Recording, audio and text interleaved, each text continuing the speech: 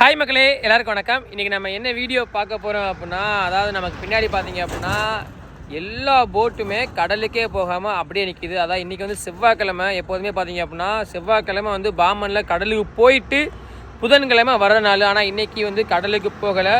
என்ன காரணம் அப்படிங்கிறத நம்ம வந்து பார்க்க போகிறோங்க. அதே மாதிரி பார்த்தீங்க அப்படின்னா இப்போ புரட்டாசி மாதம் ஆரம்பித்ததுனால மீன்களோட விலை பார்த்தீங்க அப்படின்னா கம்ப்ளீட்டாக டவுன் ஆகிருக்குங்க. நீங்கள் வந்து வகை வகையாக என்ன மீன்களை பிடிச்சிட்டு வந்தாலும் அதுக்கு வந்து தகுந்த ரேட் இருக்காது.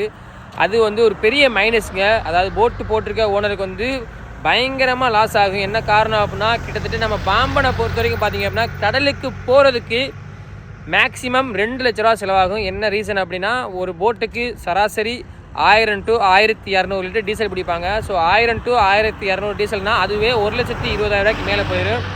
ஸோ அது போக மற்ற செலவுகள் எல்லாமே பார்த்திங்க அப்படின்னா ஒரு 1,80,000 அந்த ரேஞ்சுக்கு வந்துடும்.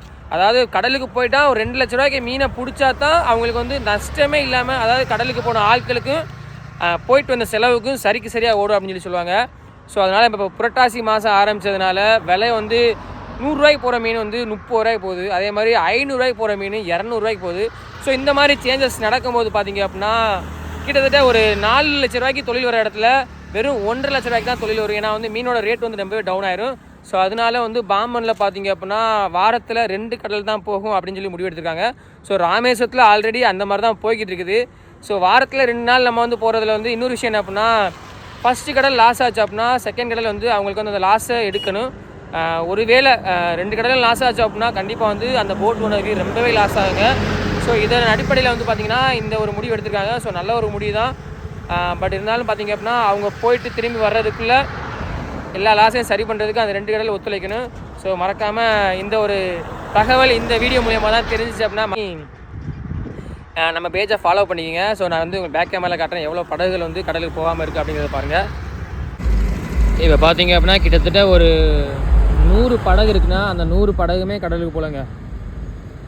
என்ன காரணம்னா நான் சொன்ன ரீசன் தான். புரட்டாசி மாதத்தில் வந்து எந்த ஒரு மீன்களுக்குமே விலைகள் அதிகமாக வந்து தகுந்த விலை இருக்காது. அதனால் வந்து இந்த ஒரு முடிவு எடுத்திருக்காங்க.